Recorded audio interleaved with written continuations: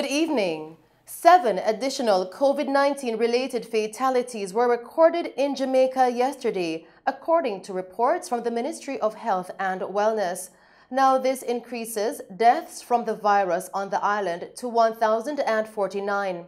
The latest victims include 2 males aged 61 and 71 years and 2 females aged 21 and 89 from Kingston and St. Andrew, an 80-year-old male from St. Catherine, a 50-year-old female from Clarendon, as well as a 74-year-old male from Westmoreland. 5 of the fatalities were previously recorded as under investigation.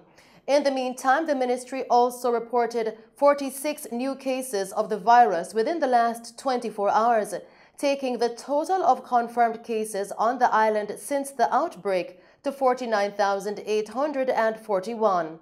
The new cases comprise 29 females and 17 males between the ages of 1 to 91 years. 18 of the cases were recorded in Kingston and St. Andrew, 8 in St. Catherine, 4 each in St. Elizabeth and St. James, 3 in St. Mary. Trelawney, Westmoreland, Clarendon, and Manchester recorded 2 cases each, while 1 case was recorded in St. Thomas. The ministry also reported 192 new recoveries, taking the total of recovered persons to 29,322. There are currently 19,108 active cases on the island.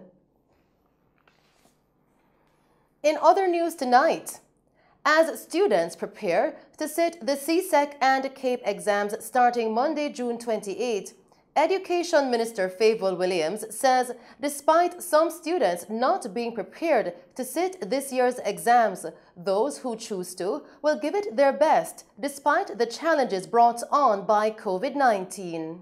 Are all our students fully prepared this year for the exam? No. But I believe that the students who have made the decision to go forward with the exam, they have been preparing themselves. They would have understood exactly what would be required of them, and they, having taken the decision to go ahead with the exam, I believe that they will be giving it their best, and you know, as the date comes along, which is it starts at the end of on Monday. I believe that the students who have decided to take the exams will go in and do their best for those exams. We will know when the results come and when we make the comparison, you know, whether or not they would have done better or about the same as they did last year. It's been difficult for everyone, and we want to wish all our students all the best as they continue to prepare in these last days leading up to the exam. Minister Williams provided more updates on the summer school and national homework program for the upcoming school year. We would have spent the last week doing our consultations and meetings with the various stakeholders. We still have some additional meetings or you know, town hall meetings to do with parents and other stakeholders. Among those groups with which we spoke last week would be the leadership of the Jamaica Teachers Association. And I believed after going through and allowing question and answers and doing the presentation that I believe the JTA walked away with a better understanding of what it is that we're planning to do to help to restore help to reduce the learning gap that our students have and to help to put them on a path where they are able to make up for what it is that they did not learn during this past year, and to help to accelerate them along the path in terms of their educational pursuit. I believe, and we will be coming to the larger Jamaican audience in short order to also allow them to understand what it is that the plans are for summer school but we have to meet with parents, and then we would open it up to the wider Jamaicans in order for them to understand and be supportive of what we have been doing. Chief Education Officer Dr. Kassan Troop reinforced the support being given to the students. We know we have a few teachers and students who would have indicated to our principals that they have comorbidities, and so those individuals would have been facilitated from the remote perspective. We have over 3,000 students who would have indicated, and about 400 and something teachers would have indicated across the system that there are comorbidities, and so our principals would have worked out an arrangement with them for them to deliver their duties in the remote perspective. So things are going good there with respect to the 120,000 students that we would have not been able to account for consistently. We know from the reports that some of these students are in and they are out. So they are not the same students all the time that are missing, but nonetheless, we would have seen coming through our school reports consistently about 120,000 students who are missing. So what our minister indicated earlier is that this summer school is designed predominantly in mind, with those students in mind. Not that the other students will not be accommodated, but there is a concerted effort to make sure that we locate and to re-engage these students in these opportunities of learning so that they can be better ready for the school experience in the new school year. So that's where we are now with respect to that, but our students are being supported as best as possible. Right now, the education system is in assessment mode, so our principals are going through the diagnostic assessment with them and their in-house assessment activities. All of that data will be utilized to decide how the students will be supported at the school level come September as we re-engage them in the new learning experiences. Permanent Secretary in the Ministry of Education, Youth and Information, Dr. Grace McLean, assured teachers of their importance. The 2020-2021 school year has been an unusual year because we had to ensure that we provide additional temporary staff for our schools during the period. Of course, you know, there were many plans that we had last year during the summer period, and those plans were aborted for the month of September. We started with a pilot of face-to-face in October, and you would have seen what would have happened throughout the year, and it's still happening now as we speak. Because of this, there were teachers who were engaged at the local level based on approval given by the central ministry for specific periods of time. If you notice, that teacher mentioned irregular payments. We will have to investigate to find out if it's a case where that teacher was engaged for, let's say, 2 months or 3 months, then he would no longer be on the payroll and we would have to have him back on the payroll for another period if he's engaged. So it's one of those unusual years. We have had many challenges in terms of the payments this year.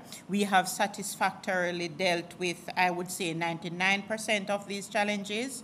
And for those that we have not dealt with as yet, it's just that we have some other issues to sort through.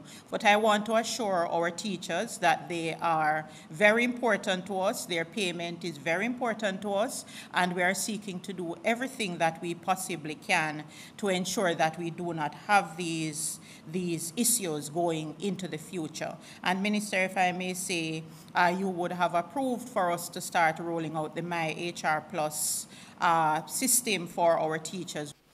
Still making Mello TV news, the curfew that was imposed in sections of Kingston Central has been extended and will remain in effect until 7 p.m. tomorrow, June 25. The required boundaries are north along East Queen Street from the intersection with Hanover Street to the intersection with South Camp Road, east along South Camp Road from the intersection with East Queen Street to the intersection with Water Lane, south along Water Lane from the intersection with South Camp Road to the intersection with Hanover Street, and west along Hanover Street from the intersection with Water Lane to the intersection with East Queen Street. During the hours of the curfew, all persons within the boundaries are required to remain within their premises unless otherwise authorized in writing by the ground commander. Continuing with the news tonight, Tax Administration Jamaica, TAJ, says it will continue to operate from 8:30 a.m. to 2 p.m. at its Montego Bay Revenue Service Center through to tomorrow, June 25. The TAJ says the interim arrangements have been made following an assessment of the work currently underway to effect repairs to the air conditioning system at the location. Although operations will continue at the St. James location, the public is being advised that the number of persons allowed into the banking hall at any given time will be restricted in order to minimize the impact on staff and customers.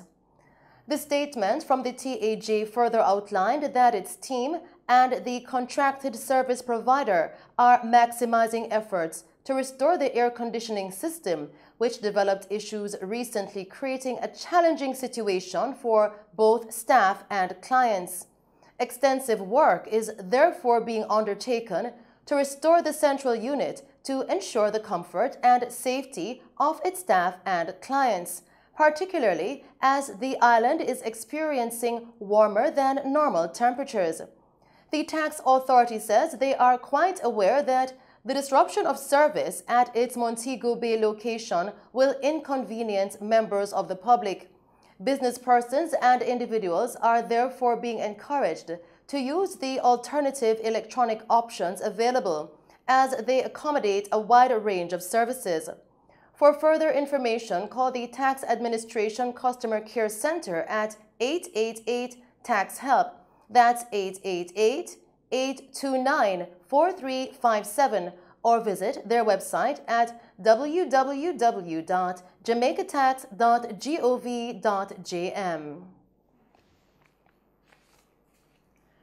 Mayor of Montego Bay and Chairman of the St. James Municipal Corporation, Councillor Leroy Williams, is refuting claims made by opposition leader and People's National Party President Mark Golding made during his visit to the parish last week. Here is Colleen May with more on this story.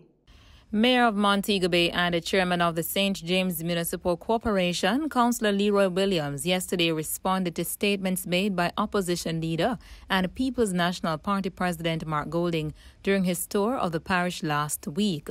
Mayor Williams, during yesterday's press conference, refuted claims that craft vendors are being strangled economically through rigidities when the realities they are facing are not taken into account.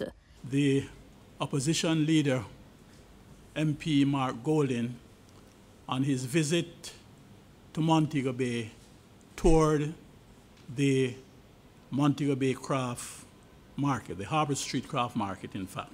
In his discussion with the vendors and subsequently discussion with the media, he made some comments that were unfounded and misleading, to say the least. Notwithstanding the deficit, the municipal corporation granted the craft vendors a 100% waiver on their rent payment on April, May, and June. And in 2020, 50% waiver from July 2020 to June 2021. So when the leader of opposition, Mr. Golding, states that the vendors are being strangled economically through rigidities, when the realities they are facing are not being taken into account, he is being very disingenuous. Mayor Williams pointed out additional statements that was made by opposition leader Mark Golding that he said was not true. He said that the vendors were not being heard, they were dictated to, and that there was no real consultation on decisions that affected them. Nothing could be further from the truth. The fact is that since January 2021, 3 meetings were held with the craft vendors: February 9, April 21st, and May 20th. Representatives from the municipal corporation pointed out to them that COVID-19 is having a deleterious effect not only on their business as craft vendors, but also on the operations of the municipal corporation. To date, most hotels remain closed and very few persons visit the craft market, so they are making very little money. As a result, the rent is not being paid to the municipal corporation. In relation to former councillor of the Salt Spring Division's statement of being allegedly thrown out on the council, Mayor Williams had this to say. My understanding that the former councillor for the Salt Spring Division is reported to be saying that he was thrown out of the council.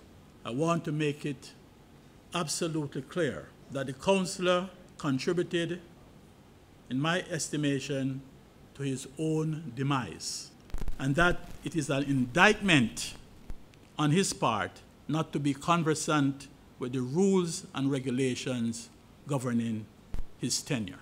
Section 30, subsection B of the Local Governance Act states, and I quote, "If a person elected to the office of councillor is absent from 3 consecutive ordinary meetings of the council without leave of the council, that person shall thereupon become disqualified immediately and shall cease to hold the office." So, ladies and gentlemen, the law is the law, and it must be obeyed. Mayor Williams also addressed the accusations made against the council of having an alleged practice of victimization. This administration is also being accused of victimization. And the reason for this is that water was not being trucked to Megatop in Salt Spring. I want to categorically say that this is not true. Water was trucked to Salt Spring. It might not be in the quantity needed, but I can assure you that this was done. The superintendent of roads and works and the mayor are responsible for servicing the Salt Spring Division, and I can tell you that it is being served. Reporting from Mello TV News, I'm Colleen May. Thank you, Colleen. Meanwhile, Mayor Williams, during yesterday's press conference, pointed out that municipal police have been attacked by vendors in recent days. On the matter of vending, over the past few days, our municipal police officers have been attacked by vendors during the execution of their duties, resulting in hospitalization. This kind of behavior by the vendors will not be tolerated. The streets of Montego Bay are literally being overrun by vendors. There are too many vendors operating in the space, and based on information, many of them are from outside the parish of St. James. I am not against vending. However, there must be order in the streets of Montego Bay. The registration of vendors will take place in the month of July 2021. But I must warn that there will be very stringent vending conditions. The details for registration will be placed in the newspaper. Still making the news tonight, the National Works Agency, NWA, says several corridors in the parish of Clarendon are now benefiting from a hot mix patching program. The works being undertaken under 2 separate contracts started in April and is expected to be completed by the end of July this year. The combined cost for the works is just under $23.5 million. The agency said that as part of the program, 13 corridors are being targeted with approximately 50% of the work completed thus far. Corridors that are currently benefiting from the works include Freetown to Four Paths, Danks to Mayor's Bridge, Freetown to Alley via Lionel Town, Chesterfield to Rocky Point, Alley to Rest, and the Chapelton Bypass. Approximately 4,000 square meters of patching is being carried out on these roads. The second phase of the hot mix patching project that began in June is expected to be completed within the next 4 weeks. The over 4,700 square meters of patching will be done along the main roads from Trout Hall to Grantham, Mucko to Frankfield, Copious to Colonel Ridge, St. John's to Pedro River, Copious to Mount Hindmost, Mayor's Bridge to Greenock Bridge, and Parnassus to Mucko. Motorists and pedestrians are being advised to obey all posted warning and directional signs, as well as the instructions of flag persons, while the patching works are in progress. Continuing with tonight's news, 2 soldiers are now being treated in hospital after being shot by an armed assailant in Homestead, St. Catherine earlier today at approximately 5:30 a.m.